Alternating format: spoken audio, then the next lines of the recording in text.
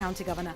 But first, let's just understand and put this issue into perspective tonight for us to get an understanding of just what we're talking about. So, let's begin. These are the water wars. That's Murang'a Water Company. I want us to begin at the heart of this all, and that is the Murang'a, that's the Ndakaini Dam itself. Here we go with it on the map. I just want you to take a look at this area that is here in red. That is indeed Murang'a County government. I want to just make that a little bit bigger. So you see that right there, that is Murang'a. Ndakaini is just about down here. Now the big question about who owns this water is something I would like to show you. Ndakaini, remember, is a dam that collects water from a number of catchment areas.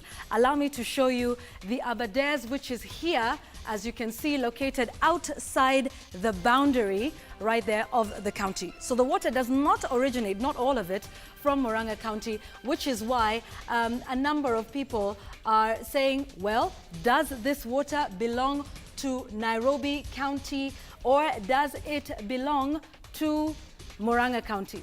Ndakaini Dam was built in the late 1980s. Then central government spent money on 1,200 acres of land to put up this dam, whose sole purpose was to ensure that Nairobi County would get enough consistent water supply. That is what is at the heart of the matter. I would like you to take a look at some of the statements that have been made. As you have seen in Asha's special report, the Murang'a County Governor saying, stay away, we need some of that money. My guest, whom you will see tonight, says nobody can own water. It is a national resource. So, is it? This is what the law says. The Water Act of 2016 came up after the Water Act of 2002, and it was essentially to capture devolution. Water is a devolved function, but its management is shared between the national and the county governments. The national government is responsible for policy formulation and regulation, and also managing those great water resources, oceans, rivers, catchment areas like forests. Meanwhile, the work of the county government, according to the Water Act of 2016, is water service provision. So they get money for the water infrastructure, the piping and that sort of thing, to provide water to their residents. All right. Now, a number of key questions and sticky points come out of this row that we are seeing, which has not started just last week, but is an ongoing one. So what is the effect of the governor of Murang'a County asking the residents not to pay for water services? While water may be a naturally occurring resource, its harnessing and transportation to your tap from the national resource is something that requires quite a bit of money. The infrastructure surrounding it is quite expensive. Here's another question that would be asked. Is he justified in asking for payment from the Nairobi County for the Ndakaini water? It's about 6 billion annually from Nairobi at least. And here's another interesting one, because we saw this happening last week. Can the governor disband the water company?